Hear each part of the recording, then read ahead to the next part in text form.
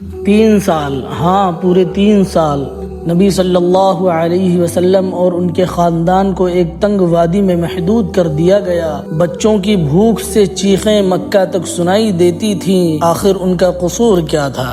ناظرین، حضرت عمر رضی اللہ تعالی عنہ کے قبول اسلام نے کفر و باطل کے ایوانوں میں لرزہ طاری کر دیا ہے۔ مکہ کا مشرک ٹولہ اب اپنی برداشت کھوتا جا رہا ہے۔ نبوت کا 7واں سال ہے۔ طے کیا گیا کہ محمد صلی اللہ علیہ وسلم کا پورے خاندان سمیت بائیکاٹ کر دیا جائے۔ یہ سوشل بائیکاٹ تھا جس میں طے کر لیا گیا تھا نہ ان سے قرابت رکھی جائے گی، نہ شادی بیاہ کا تعلق رہے گا، نہ لین دین ہوگا، نہ ان سے گفتگو کی جائے گی، نہ میل جول رکھا جائے گا، اور نہ انہیں گلیوں بازاروں میں گھومنے دیا جائے گا۔ ان کے پاس باہر کے حمایتیوں کی طرف سے خوراک نہیں پہنچنے دی جائے گی، اور نہ انہیں کھانے پینے کا سامان دیا جائے گا، اور یہ بائیکاٹ اس وقت تک رہے گا جب تک بنو ہاشم محمد صلی اللہ علیہ وسلم کو قتل کرنے کے لیے ہمارے سپرد نہ کر دیں۔ یہ بائیکاٹ بنو ہاشم، بنو مطلب اور بنو عبد مناف تینوں کے ساتھ تھا۔ یہ دفعات لکھ کر بیت اللہ کی چھت سے لٹکا دی گئی تھیں۔ یہ محرم 7 نبوی کا واقعہ ہے۔ جناب ابو طالب تمام بنو ہاشم و بنو مطلب کے ساتھ شعبہ ابی طالب نامی گھاٹی میں مقیم ہو گئے۔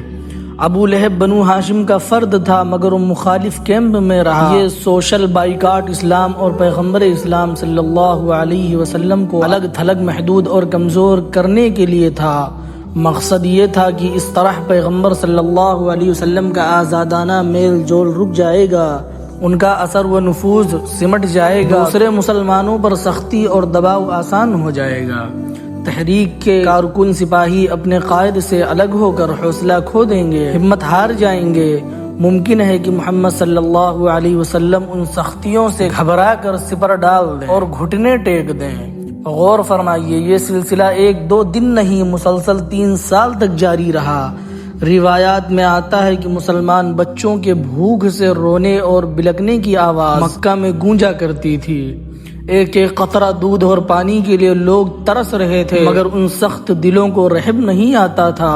3 سال تک سختی، اذیت اور پریشانی کا جو عالم گزرا ہے، اس کا تصور بھی کر لیا جائے تو رونگٹے کھڑے ہو جاتے ہیں۔ سچ کہا تھا صادق و مصدوق صلی اللہ علیہ وسلم نے، تمام لوگوں میں انبیاء کی، پھر اس کے بعد درجہ بدرجہ لوگوں کی آزمائش سب سے بڑھ کر ہوتی ہے۔ حضرت سعد بن ابی وقاص رضی اللہ تعالی عنہ کے سامنے ایک دن اچھا کھانا آیا تو زار و قطار رونے لگے اور کہا میں 7 میں 7واں تھا، ہم شعبے ابی طالب میں تھے، باچھیں پھٹ گئی تھیں، ایک دن سوکھے چمڑے کا ٹکڑا تک کھانا پڑا تھا، درختوں کے پتے کھانے پڑتے تھے۔ معاملہ حد سے تجاوز کر گیا تو نبوت کے 9 سال کے اختتام پر ہشام بن عمرو بن حارث، زبیر بن ابی امیہ، مطعم بن عدی، ابو البختری، حکیم بن حزام اور زمعہ بن اسود وغیرہ کی مداخلت سے اس ظالمانہ مقاطعے کو ختم کرنے اور اس معاہدے کو پھاڑ ڈالنے کی تحریک زور پر آئی۔ ادھر آپ صلی اللہ علیہ وسلم نے شعبہ ابی طالب میں اپنے چچا کو خبر دے دی تھی کہ یہ ظالمانہ معاہدہ نامہ دیمک خوردہ ہو چکا ہے، اس میں صرف اللہ کا نام باقی ہے۔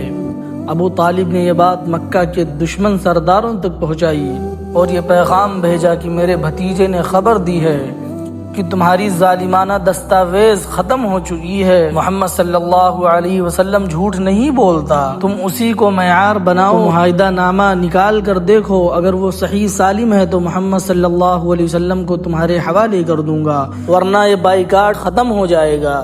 معاہدہ نامہ نکالا گیا تو اللہ کے مبارک نام کے سوا پورا معاہدہ نامہ دیمک خوردہ نکلا۔ اسی طرح یہ مقاطعہ ختم ہوا اور محمد صلی اللہ علیہ وسلم کی صداقت کا ایک اور نقش دلوں پر قائم ہو گیا۔